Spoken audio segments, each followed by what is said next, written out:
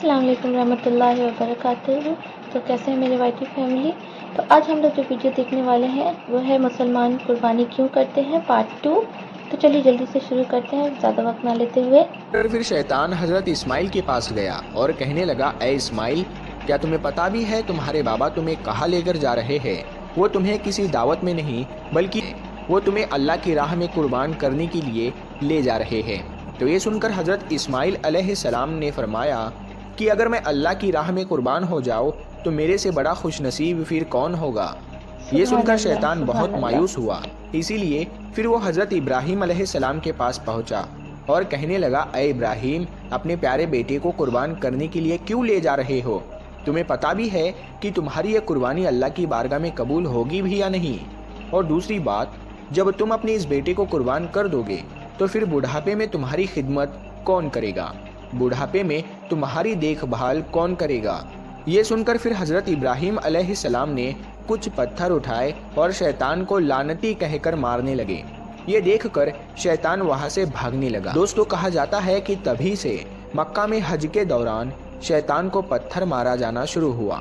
اسی وجہ سے حج کے دوران شیطان کو پتھر مارا جاتا ہے۔ پھر حضرت ابراہیم علیہ السلام اپنے بیٹے کو ساتھ لے کر وہاں سے چل دیے اور آگے بڑھنے لگے۔ تھوڑی دور جانے کے بعد میں آپ نے اپنے بیٹے سے فرمایا، اے اسماعیل، کیا تمہیں پتا بھی ہے کہ ہم آپ کو اللہ کی راہ میں قربان کرنے کے لیے لے جا رہے ہیں؟ تو یہ سن کر آپ کا بیٹا حضرت اسماعیل علیہ السلام کہنے لگے، بابا جان، اس سے بہتر میرے لیے اور کیا ہوگا کہ مجھے اللہ کی راہ میں اللہ کے ایک نبی قربان کرنے کے لیے لے جا رہے ہیں۔ لیکن بابا، میری ایک التجا ہے، جب آپ میرا گلا کاٹو گے تو آپ وہ دیکھ نہیں پاؤ گے، اسی لیے پہلے آپ رسی سے میرے ہاتھ اور پاؤں کو اچھی طرح سے باندھ لیجئے، اور میں چاہتا ہوں کہ آپ بھی اپنی آنکھوں پر ایک پٹی باندھ لیں تاکہ آپ کو میرے گلے پر چھری چلاتے وقت ترس نہ آ جائے۔ بس پھر کیا تھا، حضرت ابراہیم علیہ السلام نے اپنے پیارے بیٹے اسماعیل کے ہاتھ اور پاؤں باندھے اور اپنی آنکھوں پر بھی پٹی باندھ لی، اور پھر اپنے ہاتھوں میں ایک چھری لے کر آسمان کی طرف دیکھا اور کہنے لگے، اے اللہ، اگر آپ مجھے 1000 اسماعیل بھی دیتے تو میں خوشی خوشی کے ساتھ میں ان سب کو آپ کی راہ میں قربان کر دیتا۔ یہ کہہ کر آپ وہ چھری اپنے بیٹے اسماعیل کے گردن پر چلانے لگے تو اتنے میں اللہ تعالیٰ نے فرمایا، اے جبرائیل، جلدی سے جاؤ، جنت سے ایک جانور کو لے کر زمین پر جاؤ اور اسماعیل کو وہاں سے ہٹا کر اس کی جگہ وہ جانور کو رکھ دو۔ ابراہیم امتحان میں کامیاب ہو گیا ہے۔ جیسے ہی حضرت ابراہیم علیہ السلام نے گردن پر چھری کو پھیرا تو خون بہنے لگا، مگر اس کے بعد میں آپ نے جیسے ہی اپنی آنکھوں سے پٹی کو ہٹایا تو آپ نے دیکھا کہ آپ کے پاس میں ہی آپ کا بیٹا اسماعیل صحیح سلامت کھڑا ہوا ہے۔ پھر آپ نے جیسے ہی نیچے کی طرف دیکھا تو آپ نے دیکھا کہ اسی جگہ پر ایک دمبا، جس کو ہم بھیڑ کہتے ہیں، وہ قربان ہو چکا ہے۔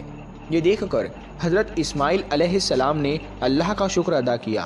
اتنے میں غیب سے آواز آئی، اے ابراہیم، تمہارا یہ امتحان قیامت تک یاد رکھا جائے گا اور تمہاری سنت کو ایمان والے لوگ ہر سال یاد رکھیں گے اور ہر سال اللہ کی راہ میں قربانی پیش کریں گے۔ پیارے دوستو، تبھی سے بقرعید کے موقع پر قربانی کا یہ سلسلہ شروع ہو گیا، اور عید کے 2 مہینے 10 دن کے بعد میں بقرعید منایا جانے لگا، جو ہمارے دیش بھارت، پاکستان اور بنگلہ دیش جیسے دیشوں میں بھی 3 دن تک یہ تیوہار منایا جاتا ہے، جبکہ گلف دیشوں میں 7 دنوں تک یہ تیوہار منایا جاتا ہے، جس میں دمبا، بکرا اور حلال جانوروں کی قربانی دی جاتی ہے۔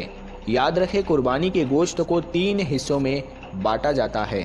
پہلا حصہ غریبوں اور مسکینوں میں بانٹا جاتا ہے، دوسرا حصہ رشتہ داروں میں دیا جاتا ہے، اور تیسرا حصہ خود اپنے گھر میں رکھا جاتا ہے۔ دوستو، یہ تھی ہماری آج کی ویڈیو کہ مسلمان قربانی کیوں دیتے ہیں۔ آپ کو تو ہم لوگوں نے دیکھا کہ مسلمان قربانی کیوں دیتے ہیں۔